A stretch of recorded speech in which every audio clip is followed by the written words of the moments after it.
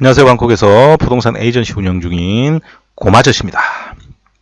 자, 원래 오늘은 영상 찍어 온 거 방영을 하려고 했는데 그 영상이 좀 많이 길더라고요. 그래서 제가 외부 출장 가기 전에 편집을 전부 다 못했습니다. 그래서 제가 사실은 내일 편집을 해서 올릴까 하다가 제가 오늘 조금 일찍 방콕으로 돌아온 관계로 요 지역 분석 하나 해드리는 걸로 하겠습니다. 그리고 그 영상은 다음 주 목요일이나 일요일 날 방영을 하도록 하겠습니다. 오늘 여러분들한테 해드릴 지역은 여러분들이 잘 모르는 지역일 수 있습니다. 가끔씩 이렇게 모르는 지역을 해야 여러분들이 방콕이라는 도시에 대해서 이해도 할 수 있고요. 그리고 어떤 식으로 콘도가 공급되고 발전돼 가는지 이런 것도 이해를 할 수 있기 때문에 여러분들이 잘 모르는 지역이다 하더라도 유심히 보시면 많은 도움이 될 겁니다. 자, 그래서 오늘 제가 마지막에는 굉장히 중요한 가격적인 내용도 이야기를 해드리도록 하겠습니다. 자, 일단 여러분들 방콕이라는 도시를 잘 보시면요, 여러분들 이해하기 쉽게 아속을 중심으로 해서 이야기를 해드리도록 하겠습니다. 한국분들 아속이라고 해야 이해도가 높아집니다. 그래서 여기가 아속입니다. 여기 지금 보시면 여기 MRT하고 BTS가 만나는 여기가 아속이고요. 여기에서 동쪽을 보시면 광활한 대지가 드러나죠. 북쪽도 마찬가지로 광활한 대지입니다. 산이 없어요. 자, 그런데 서쪽하고 남쪽을 보시면 조금 다르죠. 왜 그러냐면 여기 보시면 강이 흐르고 있습니다. 이게 짜오프라의 강이죠. 그러면 이 짜오프라의 강 때문에 무슨 현상이 생깁니까? 개발이 막혀버리죠. 그렇죠? 개발이 막혀버립니다. 자, 그런데 이 아속을 중심으로 동쪽이 시내일까요? 서쪽이 시내일까요? 당연히 서쪽이 시내입니다. 서쪽이 훨씬 시내고요. 이쪽에 평균 콘도 가격이 이쪽보다 높습니다. 자, 그래서 이쪽은 콘도 가격도 무지막지하게 비싼 지역입니다. 그리고 잘 보시면 촘촘하게 붙어 있어서 공급도 많을 수 없는 지역입니다. 그죠? 자, 그런데 잘 보시면 조금 다른 면이 있습니다. 여기 보시면 탁신 브릿지가 있죠. 여기 보시면 탁신 브릿지. 위에 보시면 아이콘 시암이 있습니다. 요 짜오프라야 강가를 딱 기준으로 해서 딱 보시면 여기 아래에 보시면 여기 팔람 3, 그러니까 라마 3 브릿지가 있습니다. 자, 요 라마 3 브릿지하고 요 탁신 브릿지 이 지역 요 사이에 있는 콘도들은 가격이 굉장히 비쌉니다. 여기서 강가가 보이는 콘도들은 가격이 굉장히 비싸게 되고요. 그런데 요 넘어가지고 이쪽 지역이나 또 이 북쪽 지역으로 넘어가게 되면 이쪽 지역은 가격이 훅 떨어집니다. 이쪽 지역이 비싸다 보니까 이쪽 지역이나 북쪽 지역으로 콘도들이 하나씩 만들어지게 되죠. 공간을 찾아서 만들어지게 되는데 문제가 뭐냐? 이런 지역은 인프라가 없기 때문에 콘도가 많이 지어지지 않는 겁니다. 지금 이쪽에 조금 지어지는 이유는 여기 보시면 터미널 21 같은 게 들어와 있기 때문에 이제 하나하나 조금씩 지어지는 겁니다. 그러면 이 비싼 지역을 대안해서 지어지는 것인데 이쪽 지역을 보시면 뭐 전철도 없고 아무것도 없죠. 그러니까 당연히 한계가 있을 수밖에 없는 겁니다. 자, 그런데 여기 지금 보시면 여기 지금 보시면 전철 노선이 있지 않습니까? 예전에는 이 노선이 없었습니다. 이게 점점 확장돼서 이게 생긴 거거든요. 그래서 처음에 이쪽 방화라는 지역이 이 MRT와 BTS가 만나는 지역입니다.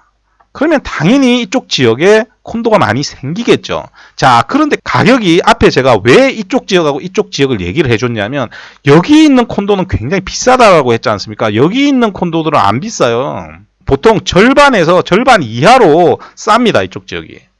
그러면 이쪽 지역이 콘도 가격이 제일 비싸다고 했지 않습니까? 그러면 요 강 넘어서 예전에 개발 안 되어 있던 지역이지 않습니까? 그러면 가격이 어떻겠습니까? 현저하게 쌉니다. 지금도 공급이 많은 콘도들은 1억도 안 하는 콘도들도 있습니다. 자, 그러니까 가격 차이가 현저하게 나게 되겠죠. 그러면 당연하게 이쪽 지역에다가 콘도를 공급하게 되면 인기가 있겠습니까? 없겠습니까? 당연히 인기가 생길 수밖에 없습니다. 왜? 이쪽 지역에 출퇴근하는 젊은 사람들이 어디 가서 살겠습니까? 당장 렌트를 받아갖고 산다라고 우리가 가정을 해도, 예를 들면 팔랑가오에 산다거나 아니면 요 위에 보시면 라프라요에 산다라고 하더라도, 이 지역이 인프라가 굉장히 잘 돼 있다 하더라도 콘도 임대료가 훨씬 비쌉니다. 이쪽이 훨씬 쌀 수밖에 없겠죠. 왜? 공급되는 가격이 훨씬 싸기 때문에. 그래서 이제 콘도들이 계속해서 공급되기 시작합니다. 그러면서 어떤 현상이 벌어지냐? 점점 배드타운화 돼 버립니다. 이게 자연스럽게 배드타운화 되는 지역이 만들어진 겁니다. 그래서 요 방화역을 보시면 이렇게 고속도로 나오는 길이 있고요. 그 다음에 방화역 두 개가 붙어 있죠. 더블 역세권으로 돼 있다 보니까 여기에 지금 콘도들이 있고요. 여기도 지금 콘도들이 있죠. 여기도 콘도 있고 콘도 있고.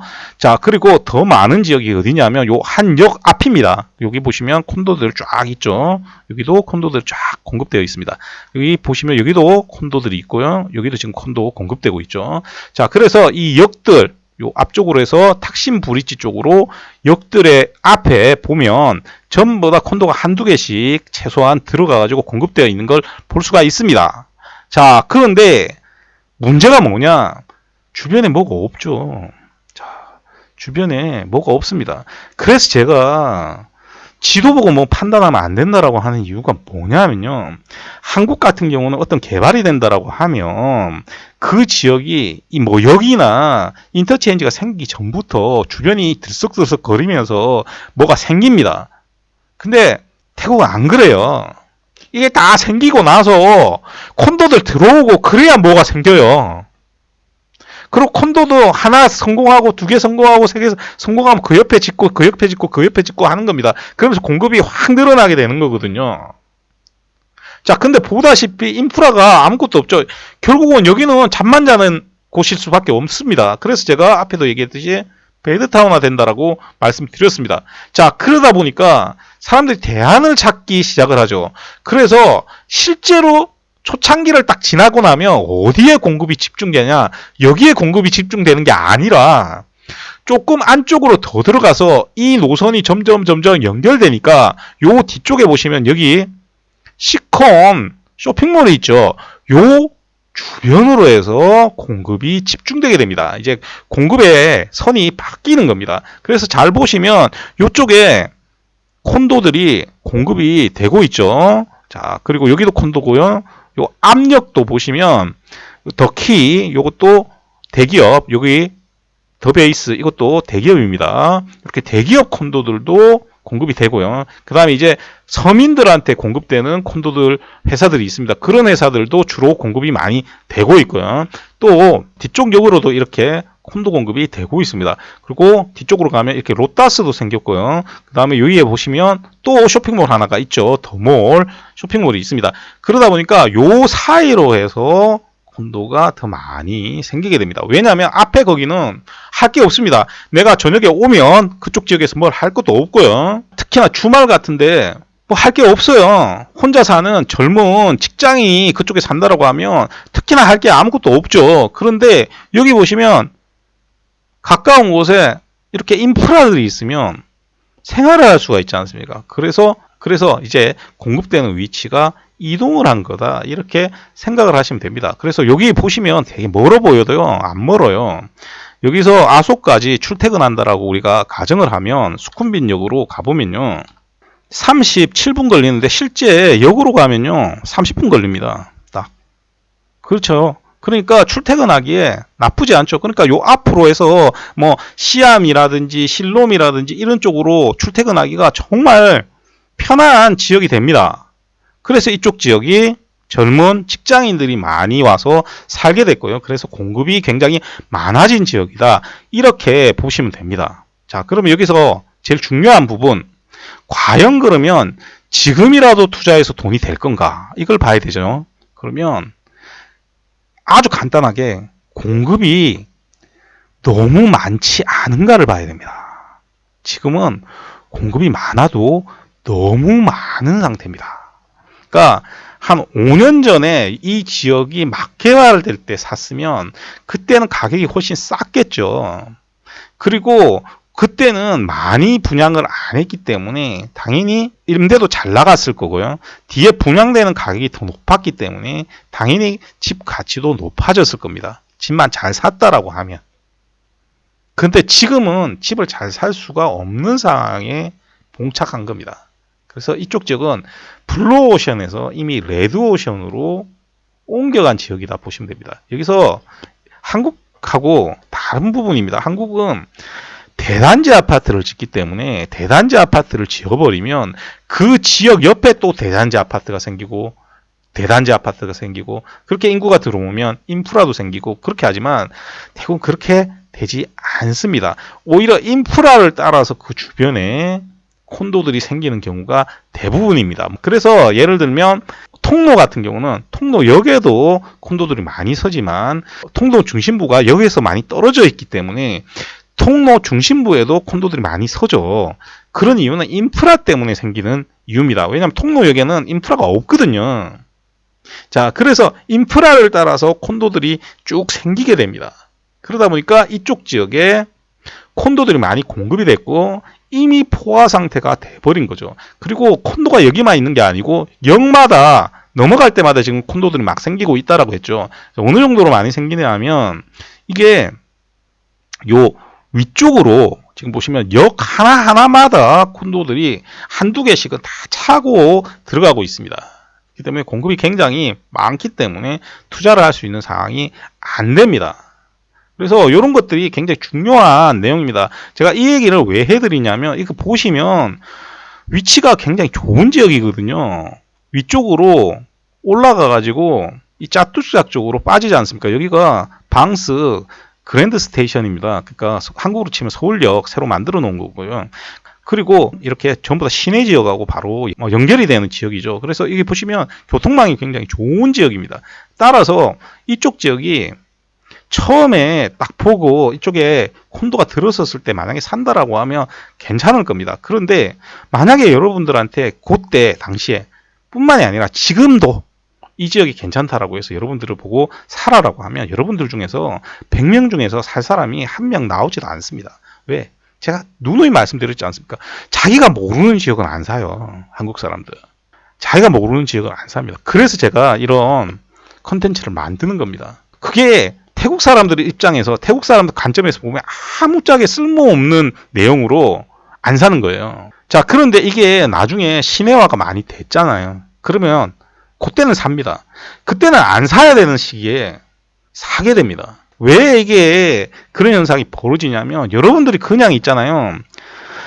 한국에서 부동산 가서 얘기하듯이 내가 돈 2억이 있어요. 그럼 2억 가지고 그냥 하나 찾아주세요. 이런 식으로 접근을 하면 그냥 아무거나 찾아주면 끝인 겁니다.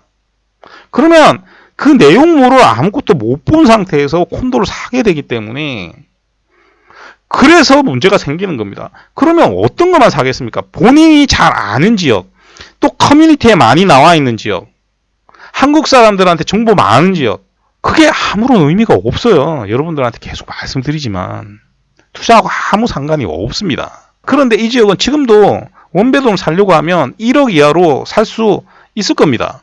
그런데도 제가 왜 사면 안 된다라고 말씀을 드리느냐. 잘 보시면 아까 콘도들 크기를 한번 보시면 한 동짜리들이 아니죠. 지금 여기도 보시면 한 동짜리들이 아니죠. 즉 공급이 굉장히 많은데 면적을 보시면 요게 그 앞에 있던 파크랜드입니다. 여기 지금 보시면 여기 파크랜드죠. 파크랜드 보시면 30, 30, 30, 27 면적이 굉장히 작죠. 근데 이게 일반적인 면적입니다. 이 가격대에는 이 면적대로 나와야 됩니다. 근데 이게 동이 몇 개가 있다. 그러면 공급이 굉장히 많은 겁니다. 그죠? 자, 여기 리빙 페카셈 이것도 볼게요. 24, 28, 32, 38, 45, 55 비슷비슷하죠? 지금 보시면 여기 파란색 28 또 여기 무슨 색이라고 해야 되냐? 살색 보시면 이게 24 그 다음에 32 38도 좀 적고요. 지금 보시면 55 같은 거는 거의 적게 공급이 됩니다. 자, 그러면 이런 것들 원베드룸 1억 정도 한다라고 해서 덜컥 샀다. 그러면 이거 어떻게 나중에 감당하실 겁니까? 감당이 안 돼요. 이렇게 공급이 많아지면 당연히 지금 이렇게 면적이 작다라는 건 어떤 사람들이 산다는 겁니까? 1인 가족 아니면 2인 가족이에요. 친구끼리 살거나 뭐 결혼 안 한 사람들끼리 살거나 그런 겁니다. 그러면 이 친구들은 여기에서 계속 살 사람들이 아닌 거죠. 자, 그런데 이렇게 많이 만들어 놨다. 그러면 나중에 임대도 잘 안 되는 상황이 발생하게 됩니다. 지금도 어느 정도 그렇고요. 이렇게 공급이 확 늘어나기 전에 콘도를 사야 되는 거지. 콘도 공급이 이렇게 확연히 늘어난 지역, 특히 저가 지역에 가면 세대수가 많기 때문에 이렇게 확연히 늘어나는 순간 블루오션에서 레드오션으로 바뀌어 버립니다. 그리고 여기서 알 수 있는 거 제가 누누이 강조드렸죠. 면적당 가격이 낮은 지역으로 갈수록 공급 면적은 작아집니다. 대신에 비싼 지역으로 가면 면적도 커진다라고 얘기했습니다. 그래서 통로 같은 데 가서 원베드룸 찾지 말라라고 이야기를 하는 겁니다. 자, 이 얘기 100만 번 해도 못 알아들으신 분 많습니다. 자, 그리고 요거 영상 화면 보면서 하나 말씀드리면, 여기 보시면 가격 싼 콘도인데도 뭐 트랙도 있고요. 지금 보시면 골프, 스크린 골프 시설도 있고요. 그렇죠. 지금 보시면 키친도 있고. 그러니까 이런 거는요, 비싸나 싸나 다 있어요. 근데 비싼 콘도일수록 스크린 골프 이런 거 없는 경우 많습니다. 왜 그러냐면, 우리가 비싼 콘도들이 이 면적이, 그러니까 콘도 전체 면적이 있지 않습니까? 대지 면적이 작은 경우가 많아요. 왜? 비싼 지역, 땅값이 비싼 지역이기 때문에 면적을 넓게 잡지를 못합니다. 그러면 당연히 안에 들어갈 수 있는 공간이 작기 때문에 퍼실리티는 숫자가 작아요. 이런 큰 콘도들이 있지 않습니까? 몇 동씩 되는 콘도들이 가면 퍼실리티 굉장히 많습니다. 즉 퍼실리티는요, 이 콘도를 여러분들이 살 때 고려 대상이 아닙니다. 제가 누누이 강조드립니다. 콘도의 퍼실리티와 콘도의 투자성은 관계가 없어요. 만약에 퍼실리티가 관계가 있으려고 하면 모든 조건이 같아야 돼요. 가격도 같아야 되고, 환경도 같아야 되고, 그리고 모든 조건이 같는데 퍼실리티만 다르다. 이렇게 했을 때 퍼실리티가 중요한 거지, 여러분들한테 퍼실리티 전혀 중요한 게 아니다라는 거 다시 한번 알려드립니다. 그러니까 커뮤니티나 광고에서 퍼실리티 가지고 광고에서 와 퍼실리티 이렇게 좋으니까 사세요, 다 그런 거 보시면 안 된다는 거 알려드리는 겁니다. 자, 그리고 요거 이제 마지막으로 말씀을 드리면, 요런 지역이 새로 나온다. 그래갖고 여러분들한테 이런 지역에 콘도를 사세요 라고 하면요, 100명한테 얘기를 하면 2~3명 살 겁니다. 만약에 이런 지역이 새로 나온다고 해도. 왜? 여러분들이 잘 모르는 지역이니까. 자, 그런데 여기서 더 중요한 얘기를 해드리면, 이런 지역도 지금은 1억 정도는 있어야 원베드룸 작은 거 삽니다. 그러니까 방콕에 와서 콘도 투자를 하시려고 하실 때 투베드룸 사는데 10밀 이하, 그러니까 지금으로 치면 4억은 넘죠. 그 이하로 자금을 가지고 산다는 생각을 안 하시는 게 좋습니다. 지금은 원베드룸은 2억 이하도 잘 없어요. 투베드룸은 잘 나오면 한 9점 몇 밀, 9.2, 9.3 요 정도 나올 수가 있습니다. 그러면 그런 얘기 할 겁니다. 찾아보니까 싼 거 많던데 그 싼 거 사시면 됩니다. 제가 사라고 얘기를 하지 않습니까? 근데 왜 안 팔겠습니까? 여러분들이 저한테 와서 나 2억이 있으니까 콘도 하나 구해 주시오, 이런 식으로 접근을 하면 제가 그냥 다른 사람들처럼 아무 콘도나 그 시기에 있는 거 있지 않습니까? 퍼실리티 좋고 새거 보기 좋고 여러분들 잘 아는 지역하고 가까운데 해가지고 주면 팔 수 있어요. 근데 왜 안 팔겠습니까? 팔면 안 되기 때문에 안 파는 거예요.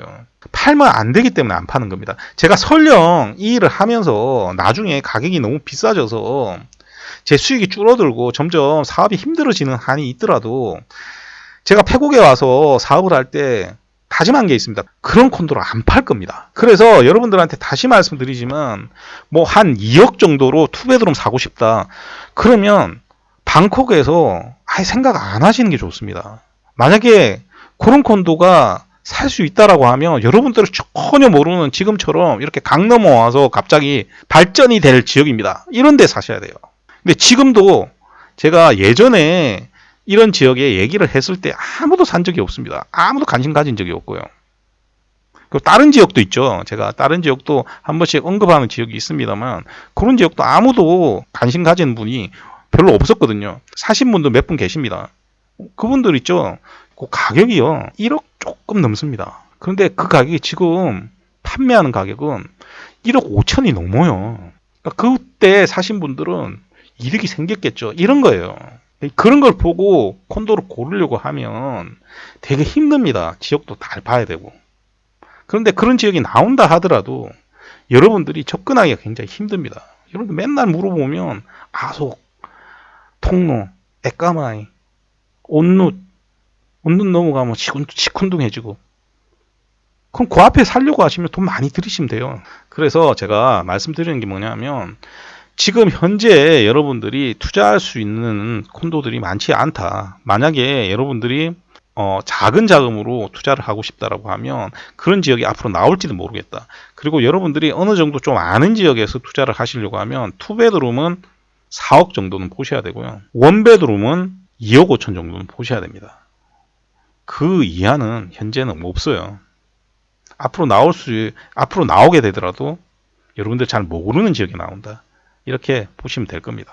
자, 오늘도 들어주셔서 대단히 감사드리고요. 이상준 방콕에서 고마저씨였습니다.